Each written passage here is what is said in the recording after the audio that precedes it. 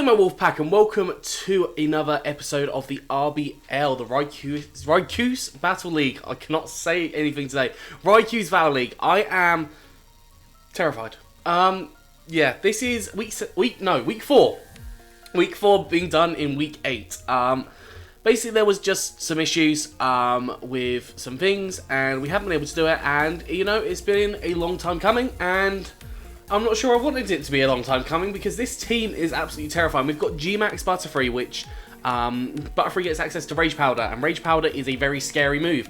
A Shifu Single Strike, which is probably one of the most broken mons in the game that's allowed in Draft League format.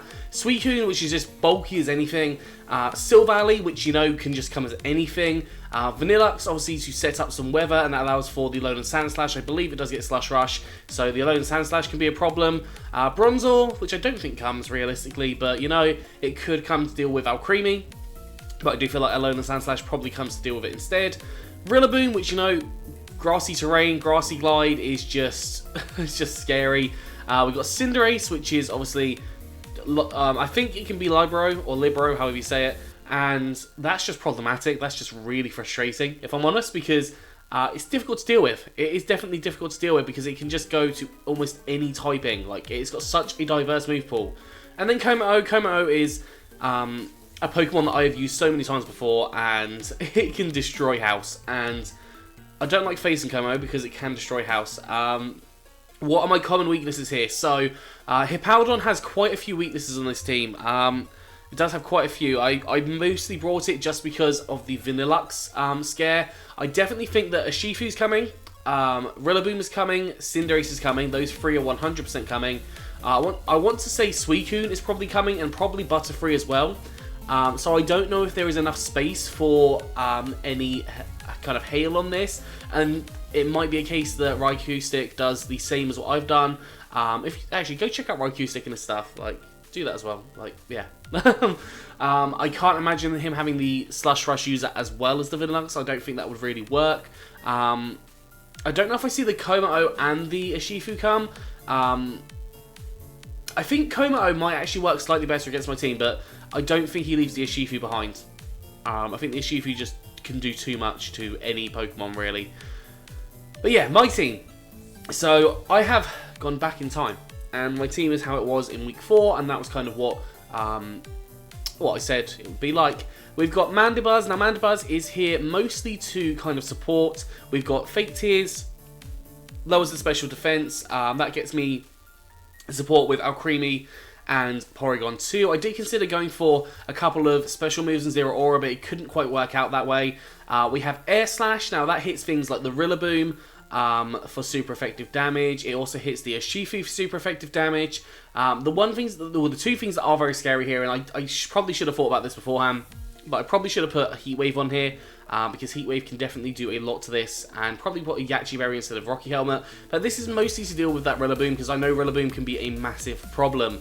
Tailwind to double the speed, because I think realistically we probably are going to need that with most of our mons here, because I don't think Trick Room is going to be the most amazing option, but at the same time it is still a valid option, so I have brought it this week. And Defog to get rid of the Rillaboom's grassy terrain. That's basically the idea for that.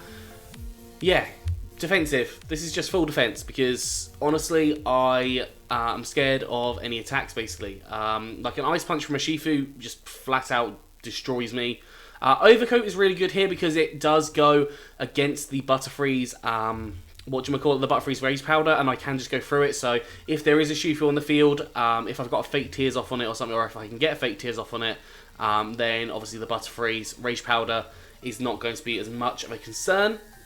So I think Mandibuzz is definitely going to be able to put in a little bit of work into this match. Alcremie had to come this week. I did toy with not bringing it, but then I just thought, honestly, it's just too good against the Shifu. It can absorb some attacks, realistically. You've got Mystical Fire, which hits the Rillaboom. It also hits the Butterfree as well. Suicune, you know, we're quite bulky naturally, so we can live a couple of hits potentially. Vanillux, again, I think we could probably 1v1 it, especially if we kind of got a Fake Tears off. Alolan Sandslash is a problem, same with Bronzor, but I don't see the Bronzor coming. Kommo-o, we can just basically deal with. I know it can get, I think Como gets both Poison Jab and Iron Head, so I do have to be cautious of that. And I have gone for safety goggles here. Just in case of the butterfree redirecting, like on the Rillaboom or something. I did initially plan it for the Urshifu because Dazzling Gleam, but Dazzling Gleam hits both, so in thinking about that, I probably didn't need safety goggles, but you know, it's an option regardless because I think it can definitely do some work, and especially like Como, if that comes in, and it will, no, if the Rillaboom comes in, Mystical Fire is a good option. If the Vanillux is there and I've got Mandibuzz on the other side, Mystical Fire could be a really good option as well. So yeah, just thinking about those.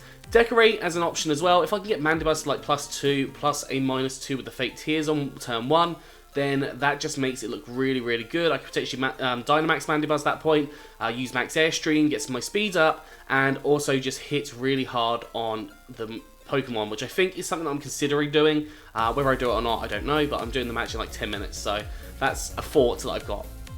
We've also got Protect on here as well, because I think Protect, setting up a Trick Room or a Tailwind is definitely going to be really important initially. I should be able to outspeed the Urshifu with a Tailwind, so definitely should be able to outspeed that. If I can't, then I'm just a noob.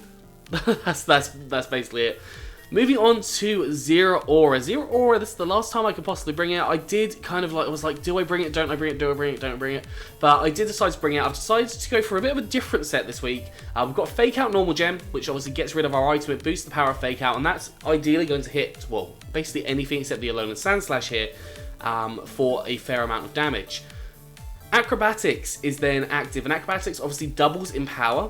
And we already have a really good attack stat, so if we can get that Acrobatics on the Urshifu, on the Butterfree, on the Rillaboom, on the Como, we're gonna be in a good place.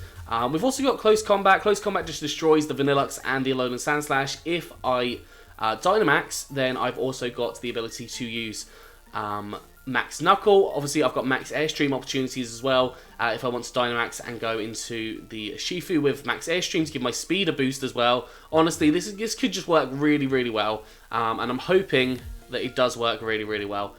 Yeah, so that's kind of my initial thoughts with this. I think Zero Aura is actually a really good matchup here. The only thing now it doesn't really like is the Cinderace, and the Cinderace obviously hard to prep for because I don't really know what it's going to do. So I've just kind of covered all my bases and hoping that it's going to work there. Fourth Pokemon we have is Arcanine. Now Arcanine is running the weakness policy again. I do like Arcanine with weakness policy. Obviously going to double the attack and special attack if I get hit by a super effective move. And there are a couple of moves here that can hit me super effectively for coverage wise. But I also really want it for the Intimidate. I want the Intimidate on the Urshifu. I want the Intimidate on the Rillaboom, I want the Intimidate on the Cinderace and the Como, and even the Alolan Sandslash. Like, the Intimidate on the majority of this team makes a huge difference, if I'm honest. A lot of the sweepers in this team are physical, and a lot of the more supportive Pokemon are special. But we could definitely see, like, Choice Specs, Vanillux, that would definitely throw me through the ringer. I've also put Will-O-Wisp on here because, honestly, Will-O-Wisp is going to have a huge impact if I get it onto like Rillaboom or Urshifu. Like, honestly, there's going to just be so much influence there. It makes them more or less unusable. We've got Protect because, you know, Protect is going to be a really good option here. Flare Blitz, powerful fire-type attack, and also Play Rough to hit the Urshifu for super effective damage. It also hits the Como for super effective damage.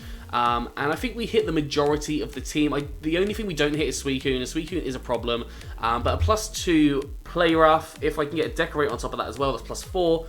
That could be really destructive, but Suicune is definitely a problem when it comes to this set, 100%. Yeah, I tried getting Wild Charge on there, but I thought Will-O-Wisp was just too important, and also Protect was really important on this as well. Zero Aura, I did want to Protect on there, but I thought, no, the moves that I've got on there are definitely more reliable than the Protect. I apologise if my throat sounds a bit weird. I think I'm still getting over this cold. So, Porygon 2, I'm running differently this week. I'm running Max Defense, Max HP, and that is because there is an Urshifu on the field, and I don't want to go down to an Urshifu. There is the possibility of Dynamaxing with this, but I don't really think I will.